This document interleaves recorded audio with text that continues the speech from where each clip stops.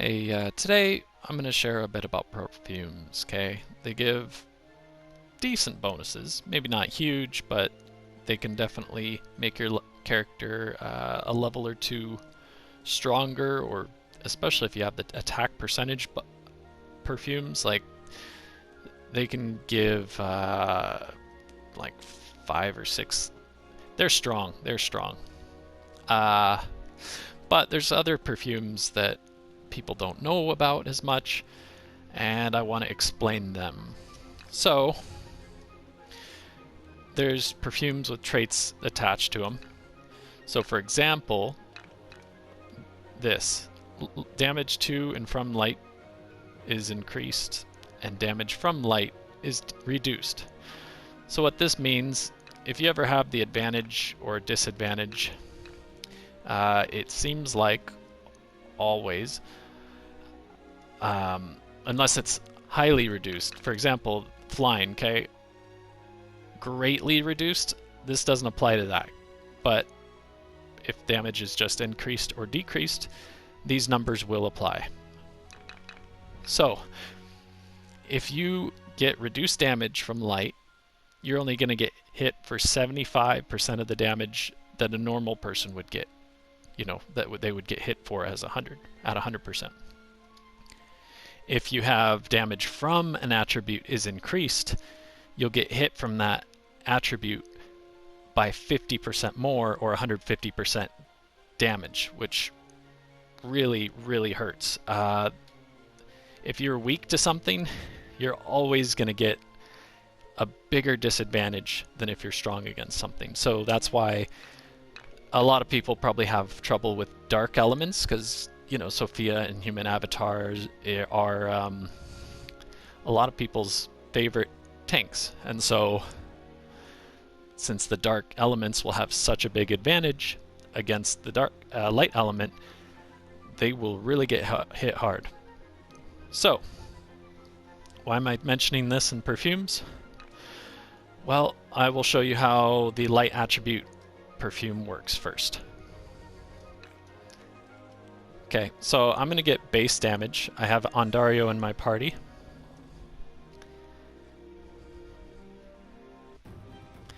So I'm going to go to the Kirin on the right.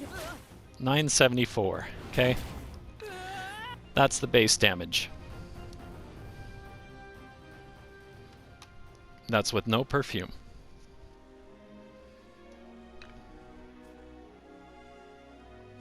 So now I'm going to put a perfume on him.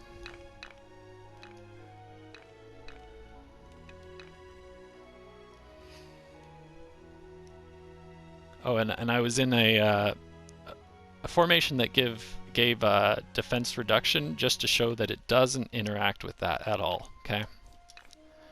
These are the trait damage multipliers are completely standalone. Nothing interacts with them, so you're always going to get the right numbers. So now, if I were to calculate, oh, by the way, that perfume I just put on was 3.5 and 4.5, which is 8% light defense total. So what I would do, since Andario only gets hit by 75% from a normal battle, what I would do is I would subtract 8 from 75, which is 67. So I have 67 divided by 75. Boom. And so that gives me 0.89 through 0.3, or 89.3%. That means that his damage is he's only going to get hit for that's going to be your multiplier. So in the first round he got hit for 974, boom. So this time I have it calculated, and it should be very low 870. So if I check it out, boom, 869. Well, it was within 1, right? So his defense probably rounded it up last time, rounded it down. Yeah, so that's how you calculate that. So one thing I want to point out is so that's a big damage reduction. Okay, 7% element defense, 7 or 7.5 is better than having both 10% magic defense and 10% physical defense. That's how good those elemental defense ones are. And they really, really help if the character is the right element. If I go and I change to Logion, okay, I'm going to show you what he does. So he's dark, so he's going to get wailed on. Boom, 2033. He just, yeah, because he gets basically double the damage against him that Andario does. He gets, you know, the 50% extra damage, whereas Andario gets 25% less damage than base.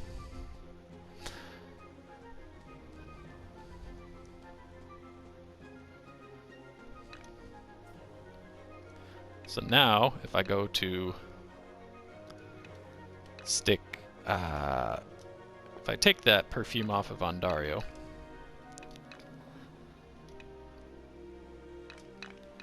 and put it on Logion,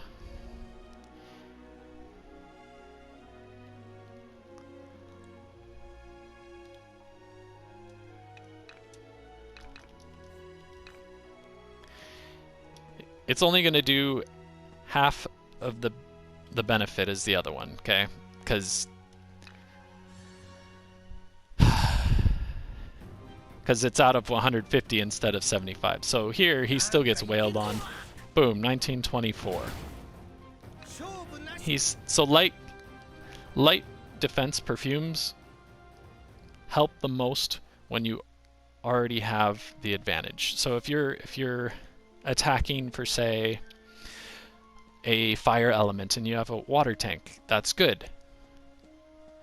You will and then you use one of the element defense perfumes, that's good. You'll have much higher defense than if you were, say, wind and attacking fire.